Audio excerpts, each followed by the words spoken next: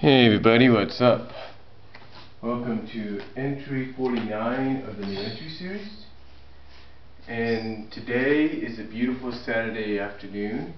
In a few hours I'll be heading out to enjoy with family a Beatles tribute concert, which is out of town. And we're going to be getting together for that.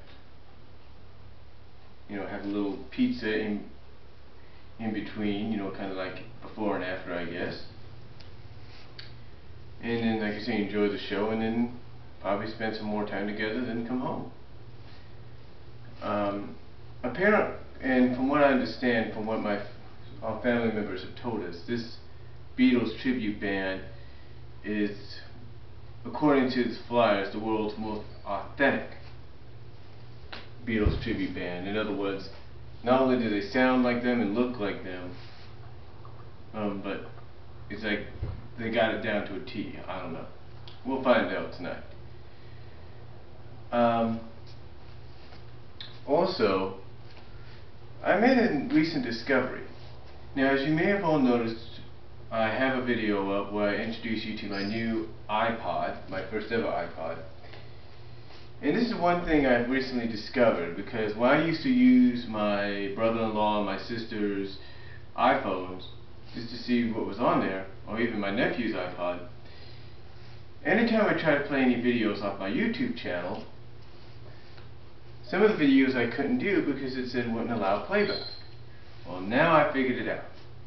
What you have to do is you have to go to editing, go down to the syndication button, and click yes on your videos that you want that cannot be played on your iPod or your iPad or your iPhone, whatever. You click yes, and by clicking yes, well, you're able to play them on your iPod, iPhone, iPad, or whatever mobile device allows you to play YouTube. I know that sounds kind of crazy and a little weird, but it's true. It is true. That's what you have to do, because here's the little secret, here's the little hint that you may not know of.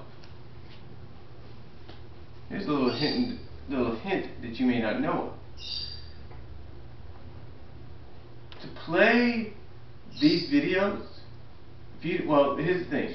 All your videos, a majority of your videos after a certain time will have the view numbers. If you don't, will have the number of views if you're watching it from an iPod, iPad, iPhone, or whatever. It'll have the number of views. But if it doesn't have that number, even if it's a video that's been on there a couple of years, then what you got to do is find that video, go to edit that video, go down to syndication, press yes, and there you go. You're able to watch it. And I think I know why this is happening. I think I know why.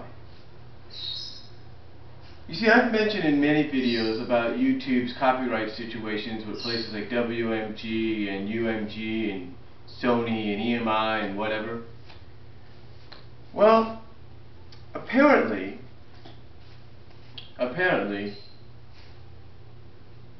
it seems to me, and I could have this wrong, but it seems to me that a majority of Sony's copyrighted music is playable right off the bat. That's what it seems like to me. But any other music, either from EMI, UMG, WMG, and whatever, are not playable unless you click yes in syndication, which allows it to be playable on all portable devices. I know that sounds crazy, but it's true. But that's just a discovery I made today, because I've been noticing a lot lately, like I said, when I would follow and use the iPhones for my family and the iPods for my nephew, that, you know, the video playback, certain videos wouldn't play back, but now I know why. If you don't see the number of views on there, then it's not going to play back.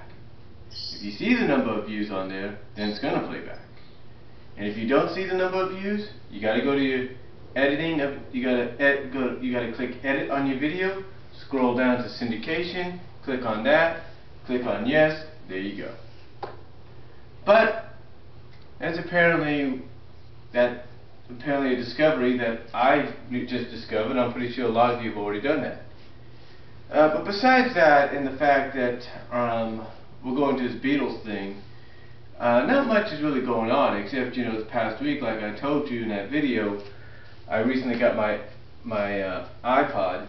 Now, a lot of people have said that I shouldn't have done this.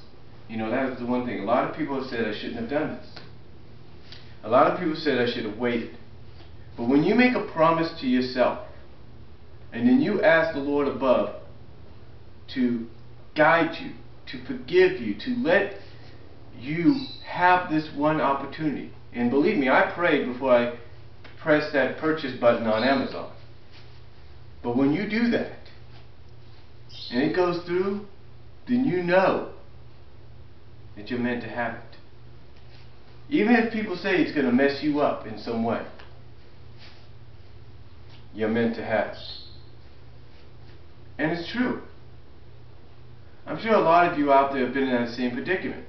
Some people have come up to you and said, you shouldn't really do that, you should wait. But you've already done it. And when they see it, they probably get on you a bit, but then they understand, okay, I understand, I get it. I understand that this is something you've worked for, this is something that you've busted your ass for, excuse my language. You deserve this. And believe me, I'm not going to say much, but throughout the summer, that's exactly what I did. I busted my ass doing certain things that I'm not going to mention that helped out a lot around this area. But I did a lot. And for that, I made a promise to myself that either last month, which was September, or this month, I was going to do it. Now, what does that mean for my Connect deal? Well, apparently it means I may have to hold off on Connects. Maybe not. What about my SmackDown vs. Raw 2011 game deal? Oh, I'll still get that. There's no doubt, I'll still get that.